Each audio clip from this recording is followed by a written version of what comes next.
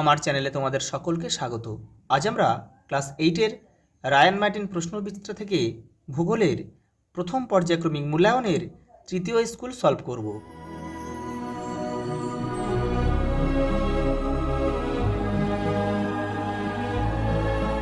দেখো 3 নম্বর স্কুলের প্রথম প্রশ্ন দেখো, ভূত্বকের উপরের স্তরটাকে বলা হয় শিয়াল। অপশন বি আমাদের উত্তর। পরটা দেখো, গুরুমণ্ডল ও কেন্দ্রমণ্ডলের মাঝে রয়েছে গুটেনবার্গ বিযুক্তি রেখা।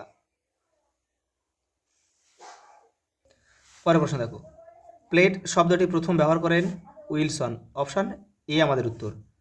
মহিষ সঞ্চরণ তত্ত্বের প্রবক্তার নাম হচ্ছে ওয়েগনার। Option D. পৃথিবীর উচ্চতম শৃঙ্গটি কোথায় অবস্থিত? নেপালে। শৃঙ্গটির নাম হচ্ছে মাউন্ট এভারেস্ট। ভুটানের সরকারি ভাষা হচ্ছে জাংথা। এ, অপশন এ। পরেরটা দেখো, সত্য মিথ্যা দিয়েছে। পদার্থের ঘনত্ব বলতে বোঝায় প্রতি ঘন সেন্টিমিটারে পদার্থের ওজন। এটা কিন্তু ভুল হবে, এটা হচ্ছে মিথ্যা। কারণ কি, ওজন বা ভার হচ্ছে পৃথিবীর যে বল দ্বারা কোনো বস্তুকে আকর্ষণ করে। তাহলে এটা কিন্তু হবে, কিন্তু ভর যদি হতো তাহলে কিন্তু উত্তরটা আমাদের সঠিক হতো। পরেরটা দেখো, পৃথিবীর অভ্যন্তরে প্রতি 33 মিটারে 1 ডিগ্রি সেন্টিগ্রেড তাপমাত্রা বৃদ্ধি পায়। এটা কিন্তু সত্য। পৃথিবীর সৃষ্টির থেকে আজ পর্যন্ত সময়কে ভূতাত্ত্বিক কাল বলে। এটা কিন্তু সত্য। পাতের চলনের প্রধান শক্তি হচ্ছে পরিচলন স্রোত। এটাও সত্য। দেখো পরের প্রশ্ন, শূন্যস্থান পূরণ করো। শ্রীলঙ্কার রাজধানী হলো শ্রী জয়বর্ধনে পুরাকোট্টে। শ্রী জয়বর্ধনে পুরাকোট্টে। দেখো, কোন নদীর মিলনস্থলে চুখা জলবিদ্যুৎ প্রকল্পটি গড়ে উঠেছে? এটা হবে ওয়াংচু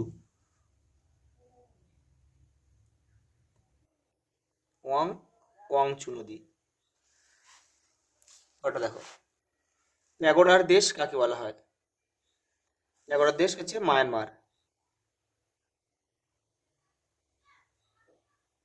মায়ানমারকে প্যাগোডার দেশ বলে। পরেটা দেখো, ভারতের প্রতিবেশী দেশের সংখ্যা হচ্ছে 9টি। পরের প্রশ্ন দেখো, পাললিক শিলায় জীবাশ্ম দেখা যায় কেন? তোমাদের বইয়ের 22 নম্বর পেজে উত্তরটা রয়েছে, দেখে নাও। এই যে এখান থেকে এটা পুরোটা লিখে দেবে।